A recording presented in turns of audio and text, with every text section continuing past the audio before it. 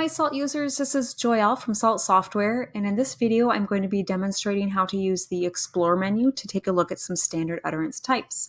I'm going to be using SALT 20, the newest version. I already have the software opened here, so I'm going to go ahead and open a transcript that comes with the software. So if you want, you can open it up and try this along with me.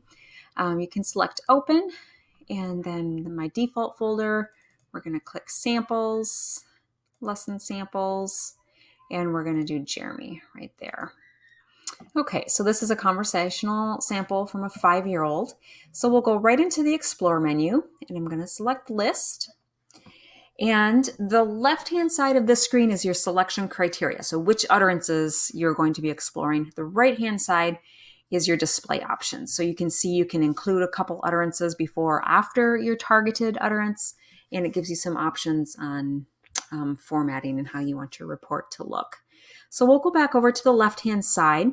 So there's 47 utterances from Jeremy, the first speaker, that's based on the analysis set, so complete and intelligible verbal utterances.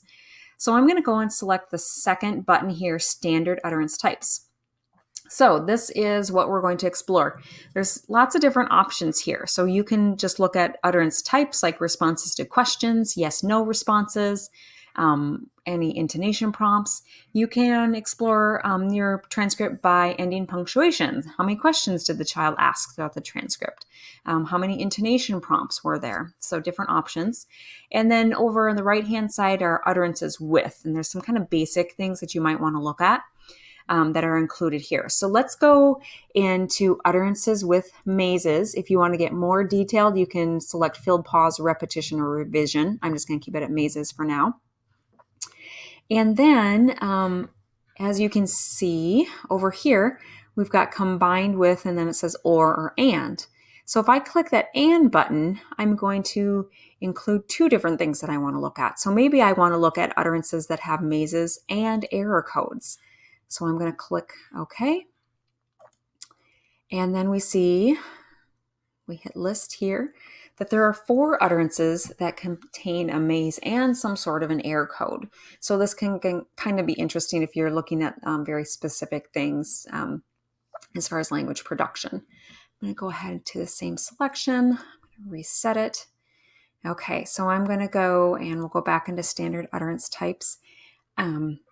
You can also just look at single features there. So just by keeping that at or over here, it'll just give you a single feature that you're going to look at.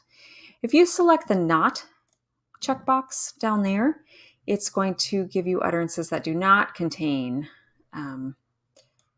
that specific feature.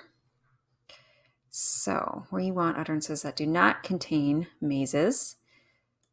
So let's see how many of those 47 didn't have a maze, for example. So there's 27 utterances where Jeremy was completely verbally fluent.